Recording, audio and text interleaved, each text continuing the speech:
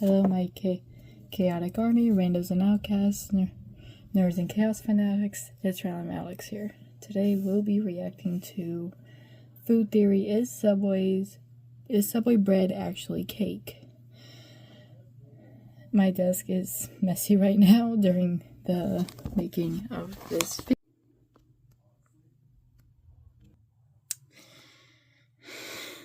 Yes, you see the script taped to the desk bookshelf. I'm just sitting here.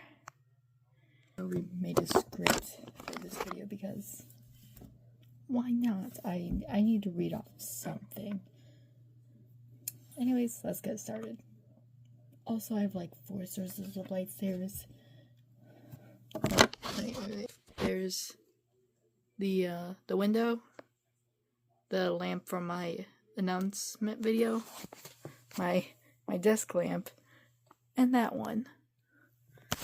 So yeah, I need light to work, so, which is why half my face looks lit up and the other half isn't, because I don't have another lamp right here. Anyways, let's actually get started. This time I'm hungry and I'll be eating Subway because I'm a cliche. So this is the video we'll be reacting to. I don't know if any of y'all watch it, but I haven't yet, so I'm gonna have my lunch while reacting to this, so yeah.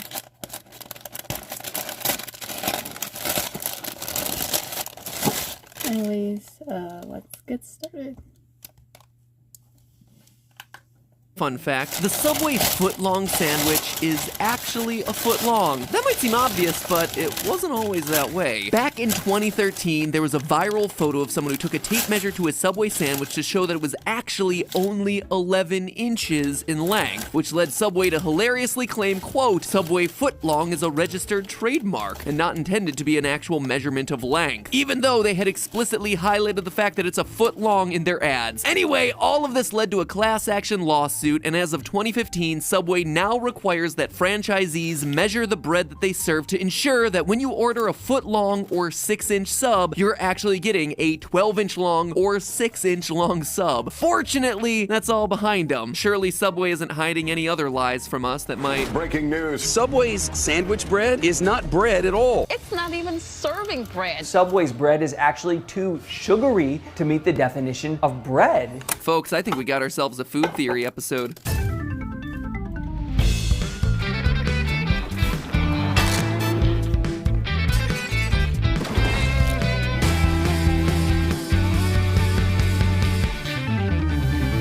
Hello, Internet! Welcome to Food Theory. Don't forget to sub. Theorists, today we're having a cold-cut convo about Subway, the world's largest quote-unquote sandwich chain. And I'm putting sandwich in quotes here because, as anyone who's tried the entire menu already knows, Subway is really just an amazing cookie store masquerading as a sandwich restaurant, because seriously, those things are delicious. In all seriousness though, recent events have thrown Subway's status as a sandwich chain into question. If you've watched Food Theory's definitive episode on what makes a sandwich, then you know the following must be true. A sandwich must legally consist of 2 pieces of bread. Of course, sub sandwiches are a bit problematic because they're served on a single split roll. Personally, I could go either way on that one, but I don't write the sandwich rules here, people. I just meticulously research them. Besides, I'm not here to split hairs about split rolls when a far more shocking revelation about Subway has recently come to light. Their bread may not actually be bread. Reportedly, Subway's famous 9-grain multi-seed, 9-grain wheat, Italian herbs and cheese, Italian white, hearty Italian, and honey oat bread varieties aren't actually bread at all. At least that's according to one ruling from the Supreme Court of Ireland. Okay, so I'll be honest, a couple weeks ago when I first saw this article appear in my feed, I dismissed it as clickbait. I mean, it is a huge accusation. Subway's bread isn't bread. It sounds insane. It sounds, well, honestly, it sounds kind of like a title of a Food Theory episode. But the algorithm definitely has me pegged as a sandwich boy, and I kept getting served this particular article again and again and again to the point where I just had to read it. And let me tell you, the Irish Supreme Court makes some really interesting and important points about bread classification. And not only does their decision affect Subway restaurants, it could affect a whole lot of other foods and people and companies out there. But never fear, theorists, we're getting to the bottom of this doughy dilemma right now, because we need answers with a capital K. Does Subway actually serve bread, or have they been lying to us all these years? And if it's not actually bread, then what kind of unholy creation have they been feeding us? Now, let's start off by acknowledging that this isn't the first time Subway has gotten into trouble over their bread. Fun fact, if you go to Subway's own website, they have a page where they document all the changes that they've made to their bread products. According to Subway themselves, in 2014, they, quote, increased whole grains and removed caramel coloring from 9-grain wheat bread. Each 9-grain footlong now contains 100% of the whole grain requirement recognized by the Whole Grains Council and the Whole Grains Stamp, end quote. Let's just take a moment to appreciate the marketing spin that we just witnessed in that second sentence there. See, the Whole Grains Stamp that Subway is so proudly promoting actually has a few different levels. If there's some whole grains in your food, you might be allowed to display the basic stamp. If over half the grains in your food is whole grain, you get to use the 50% plus whole grain stamp. And if your food contains all whole grains, then you earn the coveted 100% whole grain stamp. Now, from Subway's blurb about their 9-grain footlong, we can see that their 9-grain bread has qualified for the 100%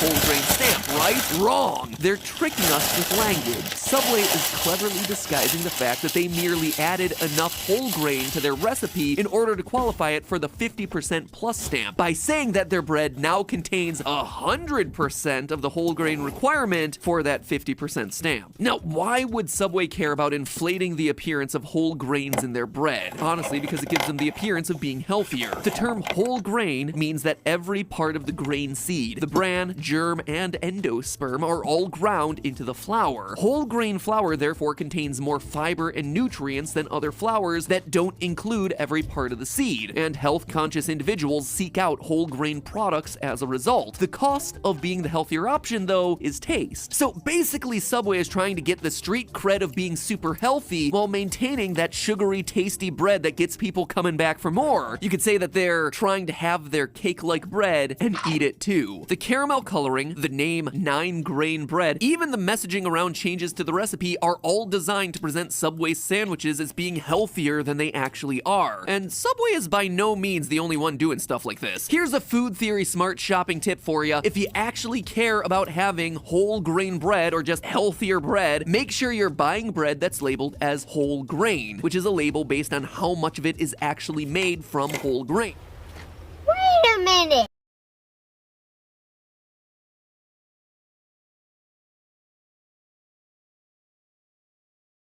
Grains, and not just settling for multi-grain bread, which is a misleading marketing term that sounds healthier but doesn't actually tell you anything about how much grain content the bread actually has. So as it turns out, Subway has a weirdly rich history of bread-related controversy. They've lied about the ingredients in their bread, they've lied about the length of their bread, and now here in 2020, they might even be lying about it being bread in the first place. Which leads us to the question that brought us here today: why is the status of Subway's bread up for interpretation? What's Ireland got against delicious bread? What horrific thing have they uncovered about Subway? Well, what it comes down to in this case is our old friend, tax law. See, in Ireland, they have something that's called a VAT, a value-added tax that's applied to all purchases. Or, I guess I should say most purchases. Now, a lot of other countries have something similar to a VAT. Generally speaking, the aim is to take the tax burden off of people buying groceries that are truly essential and put more tax burden on people who are splurging for things like sweets and prepared meals. In the US, for instance, nearly every state has its own variation of which items get taxed more and which get taxed less. And as you can see, it's kinda tough to categorize foods in a succinct way. Terms like food for home consumption and general groceries leave room for interpretation. And so you sometimes wind up with weird scenarios like this one in California, where hot and toasted Subway sandwiches come with a sales tax, but cold sandwiches don't. Needless to say, companies like Subway stand to make more money if they can avoid taxes wherever there's a legal gray area of of this sort of nature. And in Ireland, Subway stands to save on taxes if they can convince the country to classify their sandwiches as VAT-exempt staple foods. The logic here is that sandwiches are bread-based. Bread is a staple food, therefore getting a sandwich to go from your local Subway is just like getting food from the grocery store, and therefore shouldn't incur the value-added tax, so claims Subway. The counter-argument coming from 5 of the Supreme Court's 9 judges is that Subway's bread isn't bread, at least in the way that tax law defines it. Remember that Subway isn't just claiming that their bread is bread from a culinary standpoint, but from a tax-exempt legal standpoint. They're claiming that their bread qualifies as a staple food. But in Ireland, the Finance Act of 1985 states that the total weight of sugar, fat, and bread improver can't add up to more than 2% of the weight of the flour. And in Subway's bread, sugar makes up as much as 10% the weight of the flour. And I know that I've been dunking on Subway a lot in this episode, but it's not as though they're the only ones putting sugar in their bread. For example, a 6-inch 9-grain wheat bread from Subway contains about 3 grams of sugar. Meanwhile, their competitor Quiznos has 8 grams of sugar in their regular-sized artisanal wheat bread, which is approximately 9 inches in length. So Subway definitely wouldn't be the only restaurant affected by the Supreme Court's decision, which is essentially saying that just because something is called bread doesn't mean that it's a staple food. For instance, banana bread has bread in the name, but it's sweet, something closer to a dessert. Likewise for lemon bread, cinnamon bread, and since it's October, can't forget that autumnal classic, pumpkin bread. There are all kinds of sweet breads out there, and I do want to be clear that I'm saying sweet bread, 2 words, and not sweet bread, single word, which is actually a culinary term for the meat made by the thymus or pancreas of a lamb. You heard that space when I said it, right? Because the waiter a few years ago did not hear it when I said it, and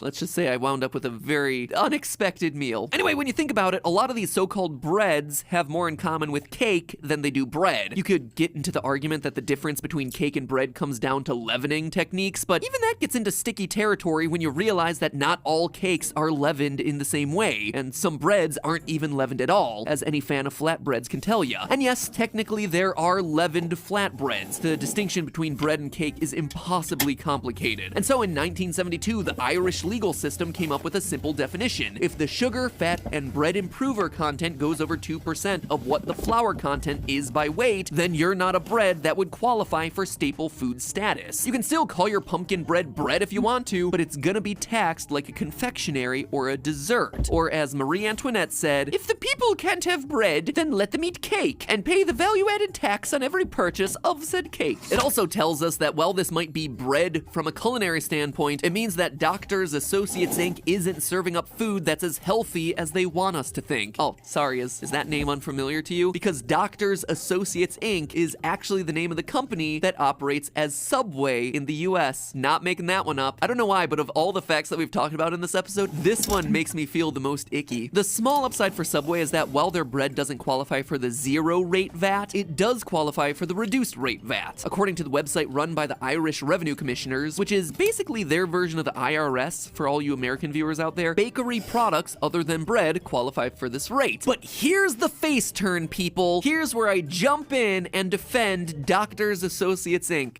Ugh, I'm on their side. The Ireland court is correct in saying that it's following Irish law, but Irish law is the outlier here. Just take it from their neighbors in Northern Ireland and the rest of Great Britain, where the Bread and Flour Regulations 1998 define bread much more simply as food that, quote, consists of a dough made from flour and water with or without other ingredients, which has been fermented by yeast or otherwise leavened and subsequently baked or partly baked. Criteria that Subway's bread would most definitely qualify for. Oh, and part of the requirement is also that it, quote, is usually known as bread, which I guess is there to keep you from taking a cake and calling it bread. Ireland did win their independence from Great Britain in the early 20th century, so they're free to choose to define bread however they wish. But a set of tax laws passed in the 1970s and reified in the 80s are starting to look a bit outdated and also a bit close-minded when you realize that even the staple food definition of bread excludes many types of breads that are considered dietary staples in other parts of the world. Take, for example, Japanese milk bread, whose sugar content is upwards of 20% the weight of the flour it contains, and unlike, say, banana bread or pumpkin bread, which are separate confectionery items, milk bread is most definitely used as a sandwich bread. And what's more, the tax legislation's definition of the word bread doesn't match how the world uses that term, including in Ireland itself. Numerous pieces of Irish legislation, including Ireland's health regulations of 1994, 4 actually define bread much more generously. Quote, bread includes the following and any part of the following: BAPs, bread rolls, fancy bread, milk bread, malt bread, and fruit bread. Now, aside from the fact that a BAP is the most hilariously sounding bread product this American has ever heard of, let's take a moment to acknowledge that milk bread, the very same super sugary staple that we were discussing moments ago, is specifically defined as bread in this Irish Act passed by the Minister for Health in consultation with the Minister for Agriculture, Food, and Forestry. And I'm not sure about you, but that's who I'd be looking to for my definition of bread way before I talk to a tax commissioner. In short, by Irish tax law definition, Subway's bread is not bread. But by food theory's bread definition, it most certainly still is, even if you're in Ireland. And if Ireland has a problem with that, well, they can just go ahead and take it up with Ireland. But hey, have you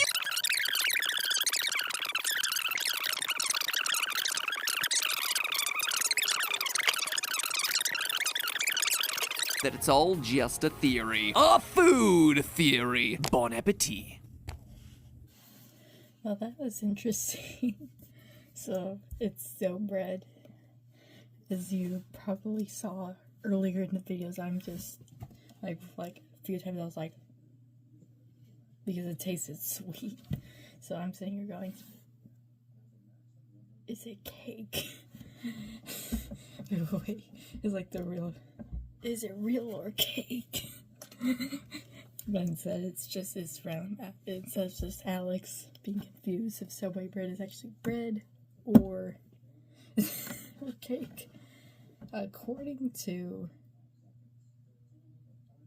well, you saw the video, so according to like the food law, it's bread. It's bread because milk bread is like 20% sugar.